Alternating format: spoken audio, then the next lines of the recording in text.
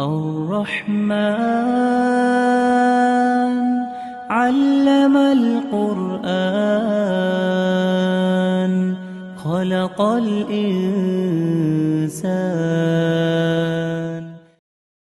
الحمد لله رب العالمين والعاقبة للمتقين والصلاة والسلام على سيد الأنبياء والمرسلين وعلى آله وصحبه أجمعين أما بعد. محترم ناظرین و ناظرات، آج کا ہمارا جو ٹاپک ہے، جو عنوان ہے، وہ یہ ہے کہ توحید کا علم ضروری کیوں؟ کیونکہ ہماری شریعت میں بہت سارے نصوص ہیں، بہت ساری آیات ہیں، بہت ساری احادیث ہیں جن میں ہماری شریعت میں علم سیکھنے کی بات آئی ہے، علم سیکھنے پر، طلب علم پر ابھارا گیا ہے۔ بہت مشہور حدیث ہے، سنن ابن ماجہ کی صحیح حدیث ہے۔ اللہ کے نبی صلی اللہ علیہ وسلم فرمایا، طلب العلم فریضۃ علی کل مسلم، علم حاصل کرنا ہر مسلمان کے اوپر فرض ہے۔ اب ہر مسلمان میں مرد بھی شامل ہیں، خواتین بھی شامل ہیں۔ اور اس حدیث میں علم سے مراد کیا ہے؟ دنیا کے تمام مفید علوم تو بہرحال ہم سیکھ سکتے ہیں، وہ سیکھنے میں کوئی حرج کی بات نہیں، لیکن یہاں اس حدیث میں جس علم کو ہمارے لیے فرض کہا گیا، کمپلسری کہا گیا، اس علم سے مراد دین کا علم، اور دین میں سب سے اہم جو علم ہوتا ہے وہ توحید کا علم۔ کیوں؟ کیونکہ توحید ہی ہمارا مقصد تخلیق ہے۔ اللہ تعالیٰ نے ہمیں اور آپ کو پیدا کیا ہے اپنی توحید کے۔ اللہ کے نبی صلی اللہ علیہ وسلم فرماتے ہیں، اللہ تعالیٰ قرآن کریم میں فرماتا ہے سورہ ذاریات کے اندر آیت نمبر 66 میں، وَمَا خَلَقْتُ الْجِنَّ وَالْإِنسَ إِلَّا لِيَعْبُدُونِ، کہ میں نے جنات اور انسان کی پیدائش اپنی توحید کے لیے، اپنی عبادت کے لیے کی، اور یہی توحید تمام انبیاء اور تمام رسولوں کے دنیا میں آنے کا مقصد ہے۔ اللہ تعالیٰ فرماتا ہے سورۃ النحل کی آیت نمبر 36 میں، وَلَقَدْ بَعَثْنَا فِي كُلِّ أُمَّةٍ رَسُولًا أَنِ اعْبُدُوا اللَّهَ وَاجْتَنِبُوا الطَّاغُوتَ، کہ ہر امت میں ہم نے ایک رسول بھیجا یہی حکم دے کر کہ اللہ کی عبادت کرو اور طاغوت سے بچو۔ طاغوت سے مراد قائم رہنا، یہی ہماری زندگی کا مقصد ہے، اور یہی نبیوں کی بعثت کا مقصد ہے۔ محترم ناظرین، توحید کا علم جو ہے یہ تمام علوم میں سب سے اعلیٰ علم ہے اور سب سے ضروری علم ہے۔ یعنی ہم یہ کہہ سکتے ہیں کہ ایک مسلمان کے لیے اگر اس دنیا میں آنے کے بعد کسی چیز کو سیکھنا سب سے زیادہ ضروری ہے تو توحید ہے۔ اسی لیے اللہ تعالیٰ قرآن کریم میں اپنے نبی صلی اللہ علیہ وسلم کو اگر کسی چیز کا نام لے کر کے اس کا علم حاصل کرنے کی تعلیم دیتا ہے تو اللہ فرماتا ہے سورہ محمد کی آیت نمبر 19 میں، فَاعْلَمْ أَنَّهُ لَا إِلَٰهَ إِلَّا اللَّهُ، کہ اے نبی آپ اس بات کا علم حاصل کیجئے کہ اللہ کے سوا کوئی عبادت کے لائق نہیں۔ یعنی توحید کا علم حاصل کرنے کی اللہ تعالیٰ اپنے نبی کو تعلیم دے رہا ہے۔ اور آپ قرآن کریم میں دیکھیں، اللہ تعالیٰ نے جہاں پر بھی احکام دیے ہیں، جہاں پر بھی اللہ تعالیٰ نے حقوق بیان کی، وہاں اللہ تعالیٰ نے سب سے پہلے اپنا حق بیان کیا ہے، اپنی توحید بیان۔ مثال کے طور پہ سورۃ الاسراء کی آیت نمبر 23 میں اللہ تعالیٰ فرماتا ہے، وَقَضَىٰ رَبُّكَ أَلَّا تَعْبُدُوا إِلَّا إِيَّاهُ، کہ تمہارے رب کا یہ فیصلہ ہے، تمہارے رب کا یہ حکم ہے کہ عبادت صرف اللہ کی کرو۔ اور بڑی مشہور حدیث ہے، بخاری اور مسلم کی صحیحین کی حدیث ہے، اللہ کے پیارے نبی صلی اللہ علیہ وسلم حضرت معاذ بن جبل سے کہتے ہیں، یا معاذ اتدری ما حق اللہ علی العباد وما حق العباد علی اللہ، اے معاذ کیا تم جانتے ہو کہ اللہ کا بندوں کے اوپر کیا حق ہے اور بندوں کا اللہ کے اوپر کیا حق ہے؟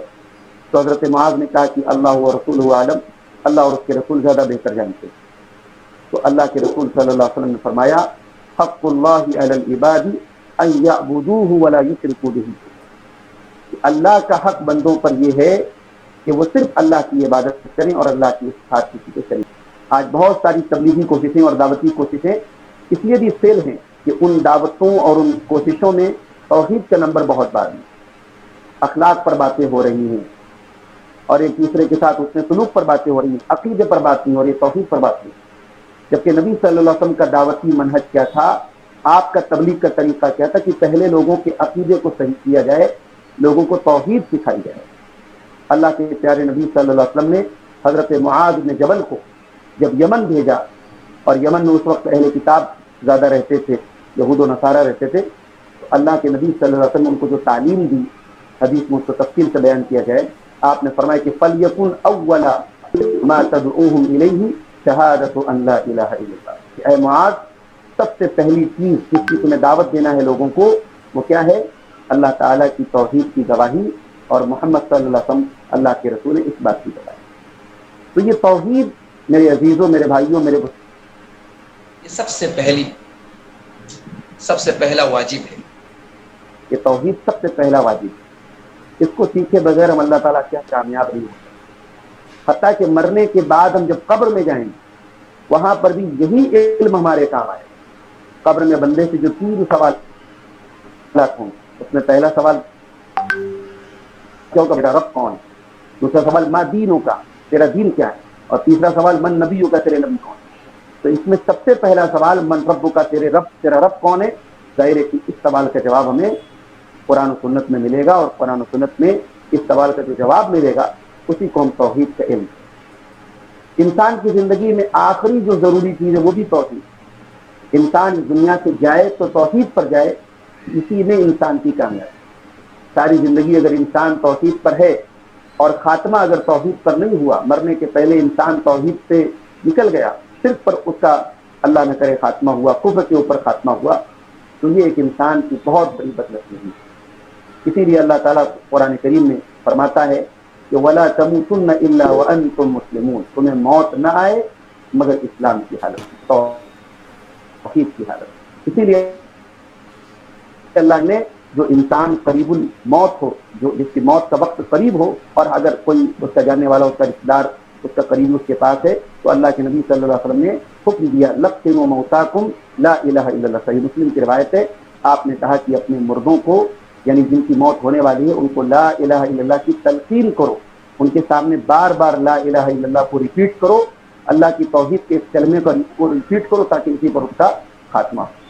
اور اسی طریقے سے حضرت عثمان غنی کی حدیث صحیح مسلم کے اندر اللہ کے نبی صلی اللہ علیہ وسلم فرماتے ہیں من مات وهو يعلم انه لا الہ الا اللہ دخل الجنہ، جو انسان اس علم کے ساتھ مرا ہے کہ اللہ کے سوا کوئی معبود نہیں، توحید کے علم کے اوپر مرا ہے، وہ جنت میں داخل۔ اب یہاں ایک سوال یہ پیدا ہوتا ہے کہ توحید کا جو علم ہے، کیا یہ فرض عین ہے، یعنی ہر مسلمان کو سیکھنا چاہیے، یا یہ فرض کفایہ ہے؟ کچھ لوگ سیکھ لے تو باقی لوگوں کے لیے اینت ہے کافی۔ تو یہ بات بھی یاد رکھیے کہ توحید کا ایک حصہ تو وہ ہے کہ جو ہر مسلمان کے لیے جس کا سیکھنا اور جاننا ضروری ہے، وہ فرض عین۔ اللہ کے بارے میں کون سی چیزیں جائز ہیں، کون سی چیزیں واجب ہیں، اور کون سی چیزیں منع ہیں، اللہ کی ذات کے تعلق سے، اللہ کے اسماء و صفات کے تعلق سے، اس کا ایک مختصر علم، اجمالی علم جو ہے، یہ ہر مسلمان کو ہونا چاہیے۔ کون سی ایسی چیزیں ہیں جو انسان کے ایمان کو برباد کر دیتی ہیں؟ توحید کیا ہے اور شرک کیا ہے؟ ایمان کیا ہے اور کفر کیا ہے؟ اللہ کی ذات کے بارے میں، اللہ کی صفات کے بارے میں قرآن ہمیں کیا بتاتا ہے، نبی صلی اللہ علیہ وسلم کی حدیثیں ہمیں کیا بتاتی ہیں؟ یہ جو ایک بیسک علم ہے توحید کا، یہ تو سب کو سیکھنا ضروری ہے۔ اور اسی لیے اللہ تعالیٰ سورۃ الحجر کی آیت نمبر 92 میں فرماتا ہے فَوَرَبِّكَ لَنَسْأَلَنَّهُمْ أَجْمَعِينَ، آپ کے رب کی قسم ہم ضرور ان تمام لوگوں سے سوال کریں۔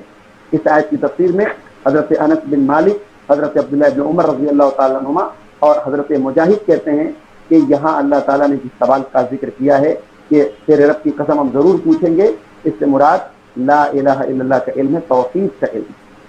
تو یہ وہ جب سوال ہے جو اللہ تعالیٰ سب سے کرے گا، یہ سب ساری مخلوقات سے یہ سوال ہونے والا ہے۔ اور ایک ہوتا ہے توحید کا تفصیلی علم، کہ اللہ تعالیٰ کے بارے میں جو شبہات ہیں ملحدین کے، کافروں کے، مشرکوں کے، ان شبہات کا رد کرنا اور ان کے دلائل کا جواب دینا اور تمام دلائل کا تفصیلی علم حاصل کرنا۔ تو ظاہر ہے کہ یہ ایک مخصوص اگر طبقہ ہے، علماء کا طبقہ ہے، اور جو عقیدے پر جن کی نظر ہے، تو ان کے لیے جو ہے یہ علم ضروری ہے۔ یہ ہر مسلمان کے لیے علم ضروری نہیں ہے۔ ہر مسلمان کے لیے توحید کی اور عقیدے کی جو بیسک چیزیں ہیں وہ سیکھنا ضروری ہے۔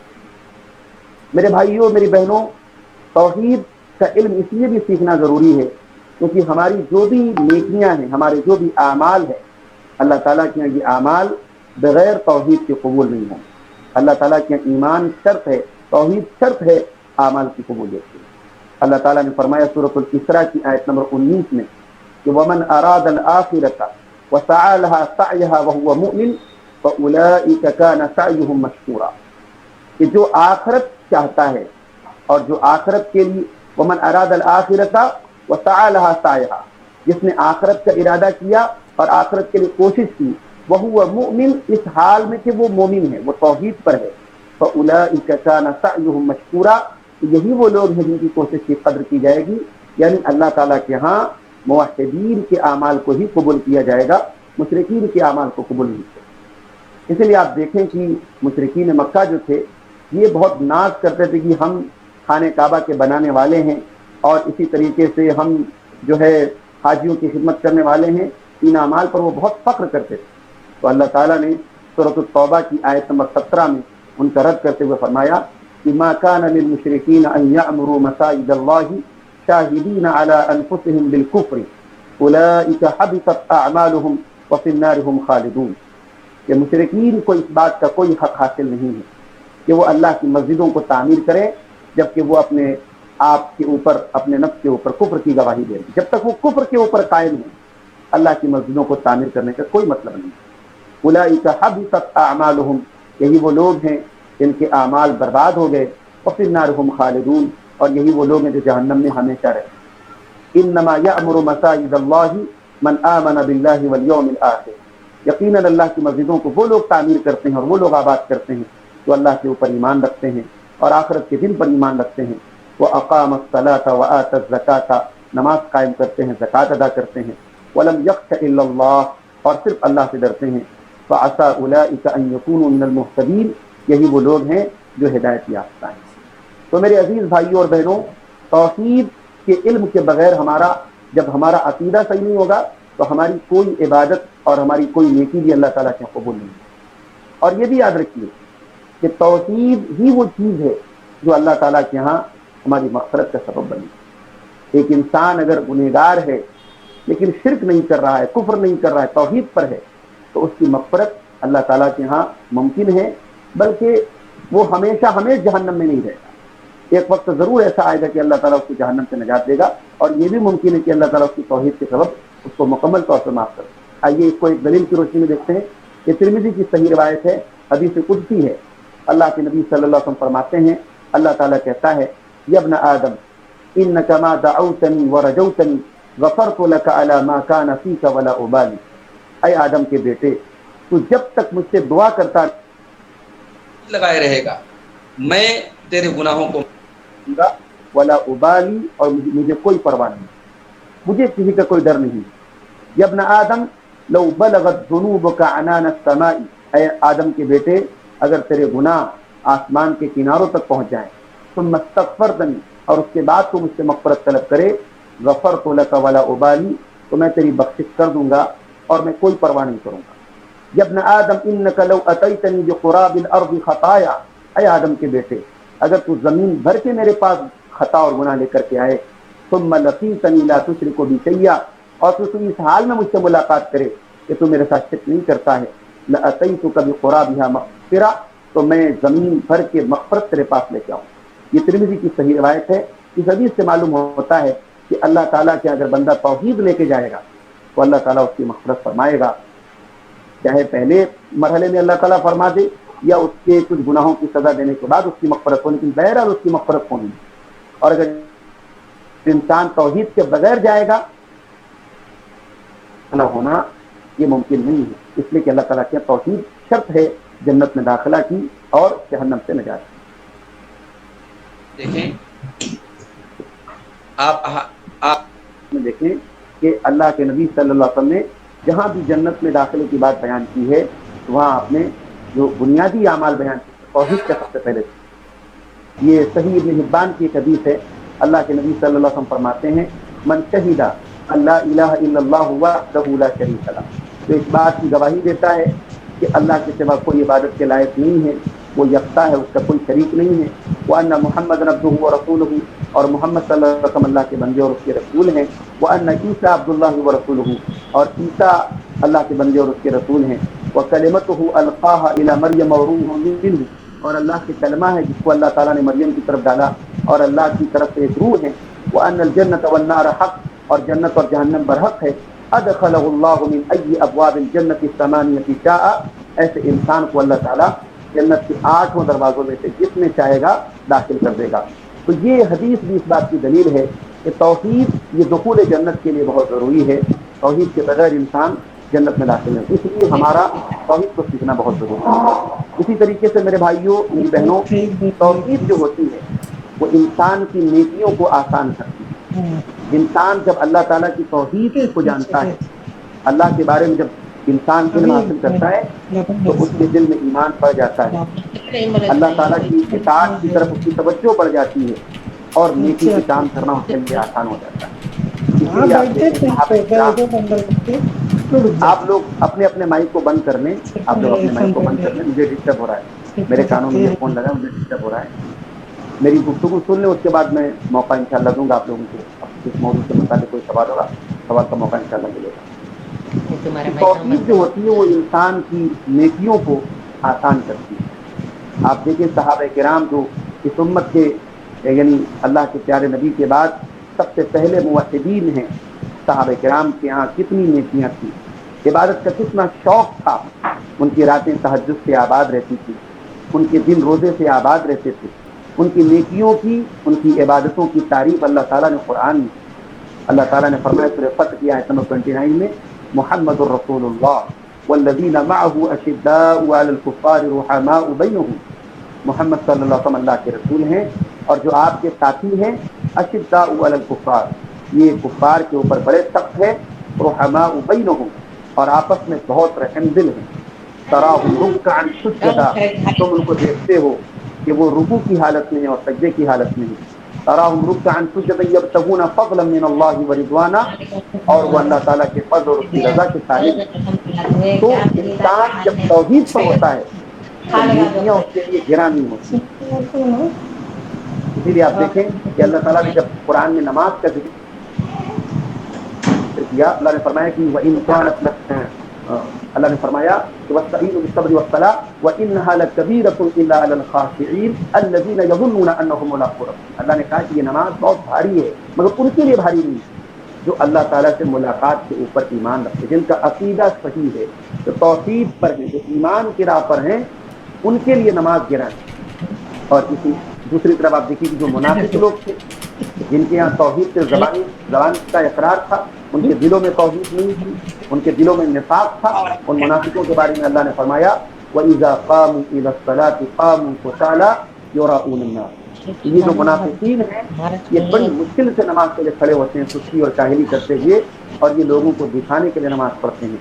وَلَا يَذْكُرُونَ اللَّهَ إِلَّا قَلِيلًا، اور یہ اللہ تعالیٰ کو بہت کم یاد کرتے ہیں. تو محترم ناظرین و ناظرات، ایک انسان جب توحید پر ہوتا ہے تو اس کے لیے نیکیاں آسان ہو جاتی ہیں. اور اسی طریقے سے توحید پر چلنے والا اور توحید کا علم رکھنے والا کتنا اللہ تعالیٰ کو پہچانے گا، جتنا اللہ تعالیٰ کی ذات اور صفات کے بارے میں جانے گا، اتنا زیادہ وہ گناہوں سے اپنے دامن کو بچائے گا. کیوں؟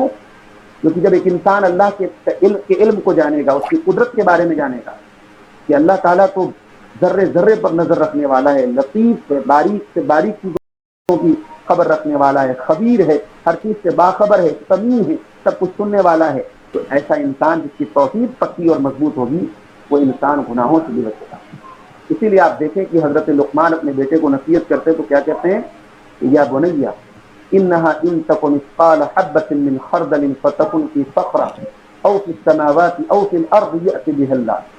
کہ اے میرے بچے، اگر ایک رائی کے دانے کے برابر بھی کوئی چیز ہے اور وہ کسی چٹان کے اندر ہے، یا آسمانوں میں کہیں ہے یا زمین میں کہیں، یأتی بها اللہ، تو اللہ تعالیٰ اس رائی کے دانے کے برابر چیز کو بھی سامنے لے آئے گا. ان اللہ لطیف خبیر، اللہ تعالیٰ باریک بین ہے اور ہر چیز کی خبر رکھنے والا ہے. اسی لیے حضرت انس بن مالک رضی اللہ تعالیٰ عنہ کہتے ہیں کہ ایک جو انکم لتعملون اعمالا هی ادق فی اعین، حضرت انس بن مالک اپنے دور کے لوگوں سے کہتے ہیں کہ تم بہت سارے اعمال ایسے کرتے ہو جو تمہاری نظروں میں بال سے زیادہ باریک ہیں، اللہ کے رسول صلی اللہ علیہ وسلم کے دور میں ہم اسے ہلاک کر دینے والا گناہ سمجھتے. یعنی جب لوگوں کا ایمان مضبوط تھا، جس قدر لوگوں کا ایمان و عقیدہ مضبوط تھا، اس قدر وہ گناہوں سے بچتے تھے. اور جیسے جیسے توحید سے لوگ دور ہوتے چلے گئے اور عقیدے میں انحرافات آنے لگے اور بعد میں صحابہ کرام کے بعد جو اگلی جنریشن آئی اور پھر اس میں مختلف جو فرقے پیدا ہونے لگے اور توحید سے لوگ دور ہوئے تو پھر گناہ بھی آسان ہو گئے اور گناہ کے کام لوگ بہت زیادہ جو ہے کرنے لگے. اس لیے اگر گناہوں سے بچنا ہے تو ہمیں اور آپ کو اپنی توحید کو مضبوط کرنا پڑے گا. ایک انسان جس قدر توحید کا پکا ہوگا, توحید امن و سکون کا بھی ذریعہ بنتی ہے. معاشرے میں جو بدامنی ہے, جو فساد ہے, جو بگاڑ ہے, اس کی بہت بڑی وجہ کیا ہے؟ لوگوں کی توحید سے جڑی. توحید پر چلنے والا دہشت گرد نہیں ہوتا, توحید پر چلنے والا بے قصوروں کو قتل نہیں کرتا. اور جہاں توحید نہیں ہوتی ہے وہاں آپ دیکھیں فساد ہوتا ہے, بگاڑ ہوتا ہے. اللہ تعالیٰ نے قرآن کریم میں فرمایا الذین آمنوا ولم یلبسوا ایمانهم بظلم اولئک لهم الامن وهم مہتدون, کہ جو لوگ ایمان لائے اور جنہوں نے اپنے ایمان کو شرک کے ساتھ نہیں ملایا, یہی وہ لوگ ہیں جن کے لیے امن ہے اور یہی لوگ ہدایت یافتہ ہیں. تو توحید کے بغیر دنیا میں سکون قائم نہیں ہو سکتا, توحید کے ذریعے ہی سکون قائم ہو سکتا ہے. قرآن کریم کی یہ آیت اس بات کی دلیل. اسی طریقے سے محترم ناظرین و ناظرات, موحد جو ہوتا ہے دنیا کی زندگی میں جو مصیبتیں, جو پریشانیاں, جو ٹریجڈی اس کے ساتھ ہوتی ہے, اگر اس کا ایمان مضبوط ہے, اس کی توحید مضبوط ہے, تو وہ پریشانیاں اس کے لیے آسان ہو جاتی ہیں. وہ ڈپریشن کا شکار نہیں ہوتا. توحید جتنی مضبوط ہوگی انسان کا ذہن اتنا زیادہ پرسکون ہوگا. کیوں؟ اس کا اللہ کے اوپر ایمان ہوتا ہے اور اس کا یہ یقین ہوتا ہے کہ میری تقدیر میں, میرے مقدر میں اللہ تعالیٰ نے جو نقصان لکھا ہے اس سے کوئی بچا نہیں سکتا, اور جو فائدہ لکھا ہے اسے کوئی روک نہیں سکتا.